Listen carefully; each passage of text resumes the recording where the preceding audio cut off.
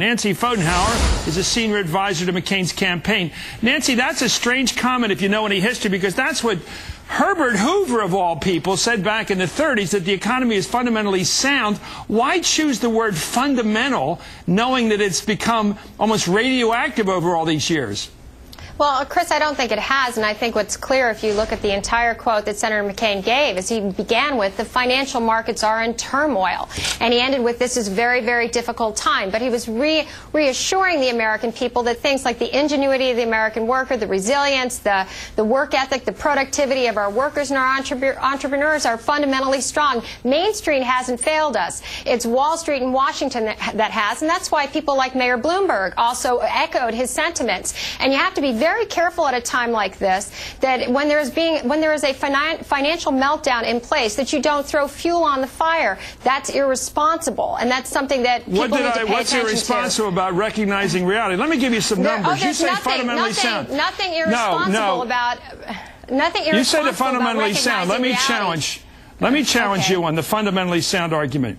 The unemployment rate is 6.1 and rising. That's high. It was 4.2 early in this year. It's gotten higher. You can't blame it on 9/11, although 9/11 had a big impact, because 5 years ago it was much lower. The federal deficit is $357.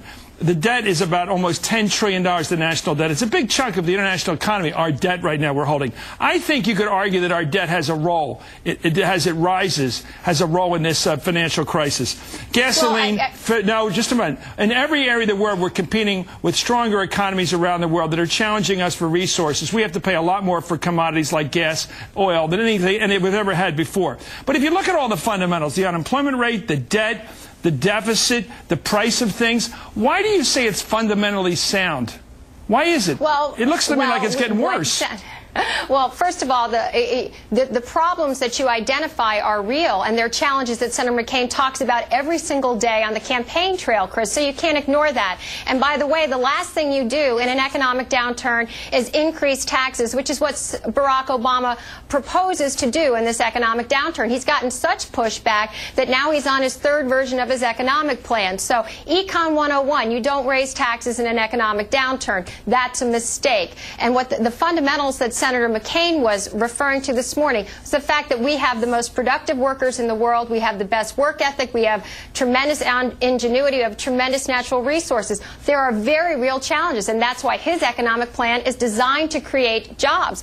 Barack Obama's is a job killer, and it's a recipe for a recession. Don't ask me. Ask 21 out of 29 economists will tell you that.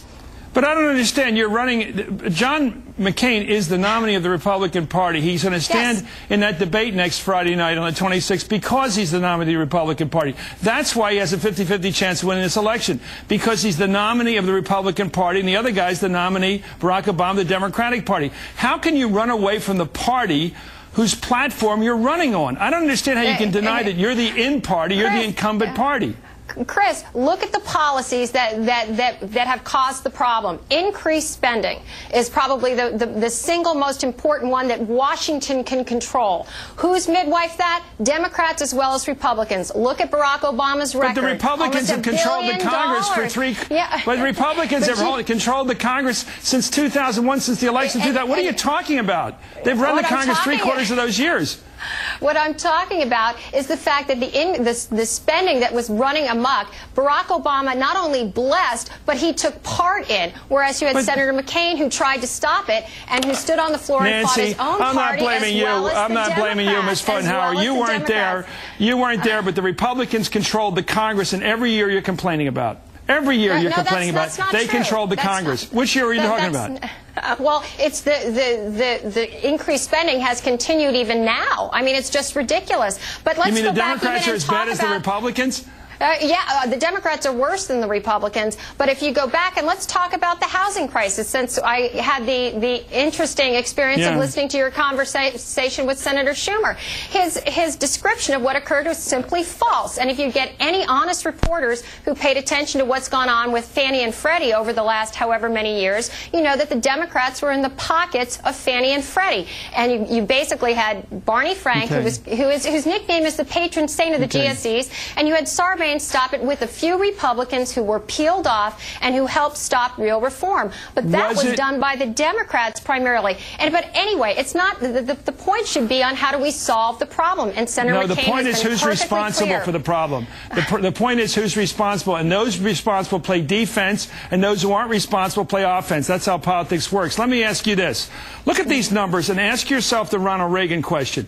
Unemployment rate when your party came into power, 4.2%. Unemployment rate today, 6.1%. Fiscal situation when your party came into power, $281 billion surplus. Situation now, $357 billion deficit. Situation when your party came into power, $5.7 trillion national debt. Today, 9.7. Situation when your party came into power, gas prices about $1.46. Now they're about $4. How can you answer the question, we're better off now than we were 7 years ago? How can you answer it positively? I think you say, what policies will get us where we need to be? And they're not Barack Obama's that raised taxes in an economic downturn and propose almost $1 billion in new spending over the next 4 years. Again, you have increased taxes, increased spending, and you add to that mix, that nasty cocktail, if you will, protectionism. And again, it's a job-killing machine. That approach doesn't work in this country. It doesn't work in other countries where it's... So you're trying to scare the voters. They're going from the frying pan into the fire. That is really over the top, what are you doing then? It's not scare. Are you defending the policies of the Mr. I just want to ask you, did you vote Republican the last time in 2004? Did you vote for Bush? What did you vote? No, I'm asking you because you're defending the policies of this administration. No, I'm asking you. You're on as a surrogate for this. If you're not happy to defend this administration, fine. Or you don't have to answer any political question. I thought you were on as a Republican spokesperson. If you're not, fine. You know what, Chris? I am here as a McCain spokesperson, and why don't we focus on that? And what I'm doing is advocating take off Senator the party McCain's uniforms. Proposal. No, I have never heard of anything like this. Why don't you let me finish? What I'm advocating is Senator McCain's proposals, which will bring about economic growth and job creation. You name me one professional economist who tells you that it's smart to raise taxes in an economic downturn. Name one.